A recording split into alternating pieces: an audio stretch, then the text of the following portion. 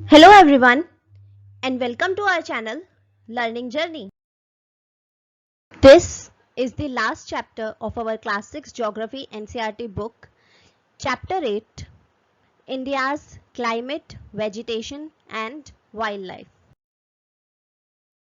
Atmosphere में होने वाले डे टू डे चेंजेस को वेदर कहते हैं। कल बहुत तेज धूप थी, बहुत ज़्यादा गर्मी थी। आज बिजली कड़क रही है और अब बारिश आ रही है। कल मौसम साफ रहेगा।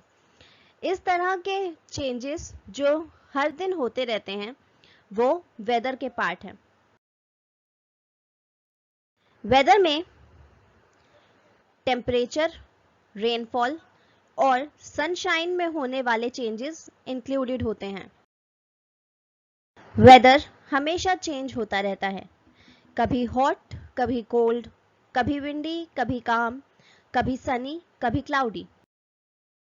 जब बहुत दिनों तक वेदर हॉट होता है तो हमें वार्म क्लोथ्स अच्छे नहीं लगते और ठंडी चीज़ें खाना या पीना अच्छा लगता है।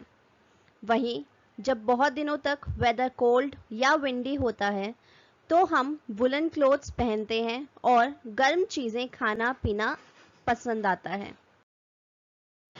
इंडिया के मेजर सीजन्स हैं कोल्ड वेदर सीजन या विंटर सीजन जो दिसंबर से फरवरी तक होता है, हॉट वेदर सीजन या समर सीजन जो मार्च से मई तक होता है, साउथ वेस्ट मॉनसून सीजन या रेनी सीजन जो जून से सितंबर तक होता है, और रिट्रीटिंग मॉनसून सीजन जो अक्टूबर से नवंबर तक होता है। ये चार सीजन्स हमारे इंडिया में मेजर सीजन्स कहलाते हैं। विंटर सीजन या cold weather season. Winter season में sun rays directly northern hemisphere पर फॉल नहीं करती हैं और इसीलिए नॉर्दर्न इंडिया में टेम्परेचर लो रहता है। समर सीजन या hot weather season. Summer season में sun rays directly tropic of cancer या इक्वेटर के आसपास के एरियाज पर फॉल करती है और इसीलिए टेम्परेचर बहुत हाई होता है। दिन में चलने वाली हॉट एंड ड्राई विंड्स को लू कहते हैं। रेनी सीजन या साउथ वेस्ट मॉनसून सीजन। इस सीजन में मॉनसून एडवांस होता है। विंड्स अरेबियन सी और बे ऑफ बंगाल से मेनलैंड की तरफ आती हैं और अपने साथ साथ मॉइस्चर कैरी करती हैं। जब ये विंड्स माउंटेन बैरियर से टकराती हैं तब रेनफॉल होती है। ऑटम सीजन या रिट्रीटिंग मॉनसून सीजन। इस सीजन में विंड्स मेनलैंड से बे ऑफ बंगाल की तरफ जाती हैं और southern India specially Tamil Nadu, Andhra Pradesh region में सबसे ज़्यादा रेनफॉल होती है। बट क्लाइमेट वेदर से डिफरेंट होता है। वेदर में day to day changes major किए जाते हैं जबकि क्लाइमेट एटमॉस्फेयर में कई सालों से होने वाले स्लो चेंजेस के लिए डिनोट किया जाता है। इंडिया का क्लाइमेट मॉनसून टाइप क्लाइमेट है। समर मॉनसून इंडियन ओशन से आता है और विंटर मॉनसून हिमालयन माउंटेन्स से। मॉनसून टर्म अरबिक वर्ड मौसम से लिया गया है और इसका मतलब होता है सीजन या विंड शिफ्ट। इंडिया की लोकेशन की वजह से मोस्टली रेन मॉनसून विंड से लाई जाती है। इंडिया का अबाउट 60% एग्रीकल्चर रेन डिपेंडेंट है। गुड मॉनसून का मतलब होता है adequate rain and bountiful crops. किसी भी प्लेस का क्लाइमेट 4 फैक्टर से अफेक्ट होता है: location, altitude, distance from the sea and relief. इसीलिए इंडिया के डिफरेंट रीजन्स में हमें डिफरेंट क्लाइमेट देखने को मिलता है, जैसे वेस्टर्न रीजन में ड्राई क्लाइमेट, ईस्टर्न रीजन में ह्यूमिड क्लाइमेट, डेक्कन प्लेट्यू वाले रीजन में tropical wet and dry climate, और वेस्टर्न घाट्स के वेस्टर्न स्लोप पर वेट क्लाइमेट। राजस्थान का क्लाइमेट हॉट एंड ड्राई होता है, इसीलिए इसके डेजर्ट एरियाज जैसे जैसलमेर, बीकानेर का टेम्परेचर बहुत हाई होता है और यहाँ बहुत ज़्यादा गर्मी होती है। वहीं लद्दाख का द्रास और कारगिल वाला एरिया फ्रीजिंग कोल्ड होता है। द्रास इंडिया का कोल्डेस्ट इनहैबिटेड प्लेस है। इस प्लेस का टेम्परेचर कभी कभी नेगेटिव में भी चला जाता है। मुंबई, कोलकाता जैसे कोस्टल एरियाज का क्लाइमेट मॉडरेट होता है। ये प्लेसेस ना तो ज़्यादा गर्म होते हैं और ना ही ज़्यादा ठंडा। इन प्लेसेस में ह्यूमिडिटी बहुत हाई होती है।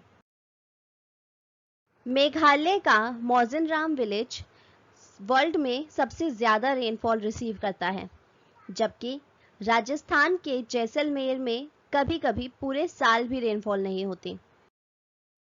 आगे बढ़ने से पहले हमारी वीडियो को लाइक और शेयर करें और चैनल को सब्सक्राइब करें। Natural vegetation. हम अपने सराउंडिंग्स में तरह तरह के प्लांट लाइफ ऑब्जर्व कर सकते हैं। कुछ प्लांट्स स्मॉल होते हैं जिन्हें बुशेस या शर्ब्स कहा जाता है, जैसे कैक्टस, फ्लावरिंग प्लांट्स। कहीं कहीं पर हम बहुत सारे टॉल ट्रीज देखते हैं जिनकी बहुत सारी ब्रांचेस और लीव्स होती हैं, जैसे नीम ट्री, मैंगो ट्री और पाम ट्री। ऐसे ग्रासेस, श्रब्स या ट्रीज जो बिना किसी इंटरफेरेंस या ह्यूमन हेल्प के ग्रो होते हो, उन्हें नेचुरल वेजिटेशन कहा जाता है। डिफरेंट टाइप के natural vegetations different climate conditions पर डिपेंडेंट होते हैं, जिनमें से रेनफॉल भी एक है। इंडिया का क्लाइमेट मॉनसून टाइप होने के कारण यहाँ अराउंड 80.73 मिलियन हेक्टेयर का टोटल फॉरेस्ट कवर है। इंडिया में मिलने वाली वाइड रेंज ऑफ वेजिटेशन को हम 5 टाइप्स में डिवाइड कर सकते हैं: tropical evergreen forest, tropical deciduous forest, thorny bushes, mountain vegetation और mangrove forest. Tropical rain forest. Tropical rain forest ऐसे एरियाज होते हैं जहां हैवी रेनफॉल होती है। ये फॉरेस्ट इतने डेंस होते हैं कि यहाँ सनलाइट ग्राउंड तक नहीं पहुंच पाती।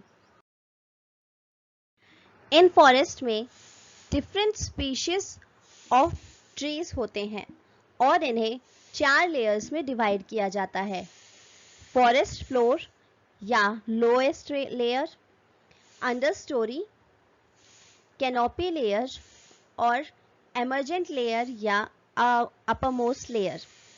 ये ट्रीज अपनी लीव्स डिफरेंट टाइम्स पर शेड करते हैं, इसीलिए ये फॉरेस्ट हमेशा ग्रीन दिखते हैं और एवरग्रीन फॉरेस्ट कहलाते हैं। इन फॉरेस्ट के कुछ इंपॉर्टेंट ट्रीज हैं महागोनी, एबोनी और रोजवुड ट्री। ये forest Andaman and Nicobar islands, north eastern states और वेस्टर्न घाट्स के वेस्टर्न स्लोप्स में सबसे ज्यादा पाए जाते हैं। Tropical deciduous forest. इस टाइप के फॉरेस्ट हमारी कंट्री में बहुत सारे पार्ट्स में मिलते हैं। इन फॉरेस्ट को मॉनसून फॉरेस्ट भी कहते हैं। क्योंकि इनके बनने में रेनफॉल बहुत क्रिटिकल रोल प्ले करती है। ये फॉरेस्ट लेस डेंस होते हैं और अपनी लीव्स साल के पर्टिकुलर टाइम पर शेड करते हैं। इस फॉरेस्ट के इंपॉर्टेंट ट्रीज हैं साल, नीम, टीक, पीपल, शीशम। इस टाइप के फॉरेस्ट मध्य प्रदेश, उत्तर प्रदेश, बिहार, झारखंड, उड़ीसा, छत्तीसगढ़ और पार्ट्स ऑफ महाराष्ट्र में भी मिलते हैं। थॉर्नी बुशेस, ये वेजिटेशन ड्राई एरियाज में मिलती है। इन बुशेस की लीव्स स्पाइन्स यानी कांटों के फॉर्म में होती है ताकि इन प्लांट्स में वाटर लॉस कम हो।